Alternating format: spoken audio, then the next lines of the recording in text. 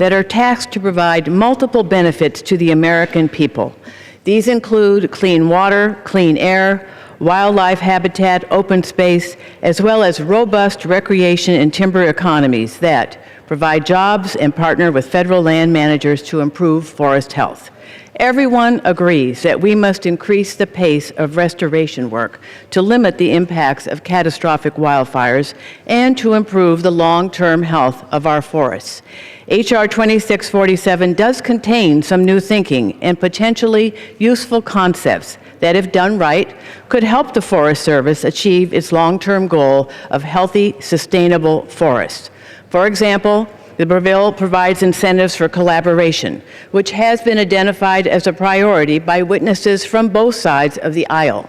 It also proposes some creative ways to finance forest restoration projects developed through collaboration. H.R. 2647 also offers a potential solution to the devastating impact of fire borrowing, the practice of transferring funds away from forest restoration projects for use in fighting wildfires. Throughout the debate over forest policy and this particular bill, Democrats, including myself, have urged the majority to deal with how we pay for the largest and most catastrophic wildfires, which represent only 1% of wildfires but consume 30% of the entire agency's firefighting budget.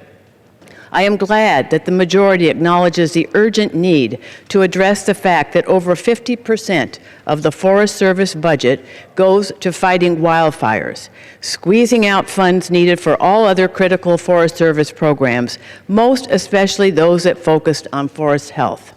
However, these helpful provisions do not offset the many serious concerns that I still have with this legislation, which was developed without any input from Natural Resources Committee Democrats. In fact, when the Federal Land Subcommittee held its hearing, the bill was still in draft form.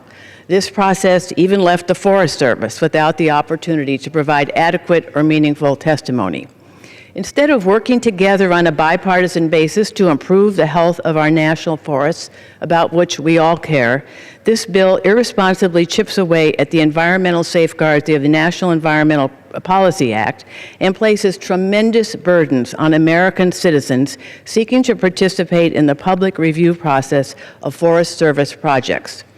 For example, H.R. 2647 would, quote, categorically exclude, unquote, or exempt a wide range of timber and restoration projects from critical environmental analysis and public review.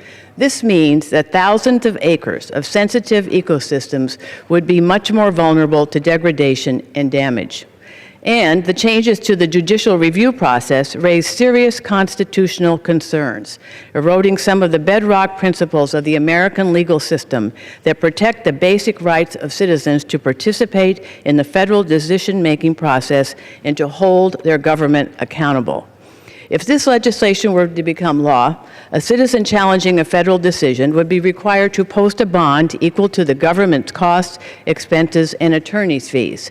If plaintiffs lose, the government is paid out of that bond. But if plaintiffs win, and by win I mean a court has to rule in favor of plaintiffs on all causes of action, plaintiffs simply have their bond returned and are precluded from getting an award of attorney's fees.